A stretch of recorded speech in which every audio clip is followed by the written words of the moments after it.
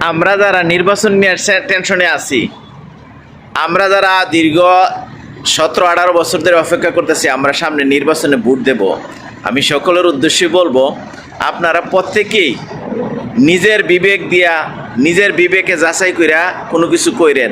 কারণ সমাজে এখন দুর্নীতিগ্রস্ত লোকের অভাব নাই। দুই ধরনের ফেস, একটা আছে শয়তানের ফেস আর একটা আছে সাধু বাবার ফেস। আগে জানতাম আমরা রাজনীতি করে প্রত্যেকটা মানুষই অধিকার নিয়ে, এখন প্রত্যেকটা মানুষের রাজনীতি হইল তাদের ব্যবসা নিয়ে।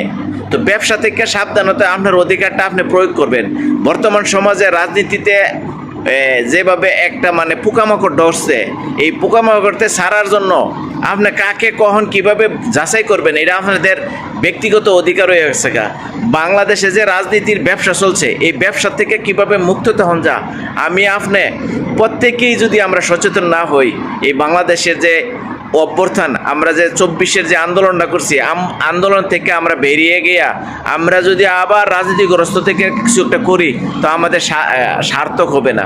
তো প্রত্যেককে অনুরোধ করব, আপনারা যারা অপেক্ষায় আছেন দীর্ঘ প্রতীক্ষার পরে আপনার স্বাধীনতা প্রয়োগ করবেন, কিন্তু করতে গেলে এই রাজনীতিবিদ থেকে দূরে থাকেন। যাদের হারামখোর, যারা দুর্নীতিগ্রস্ত, তাদের কাছ থেকে কীভাবে মুক্তি পাবেন এই চিন্তা করেন। কারণ বাংলাদেশে প্রত্যেকটা আনাচে কানাচে দুর্নীতিগ্রস্ত এবং সাধু বাবার কাছ থেকে বাঁচিয়ে থাকতে হবে।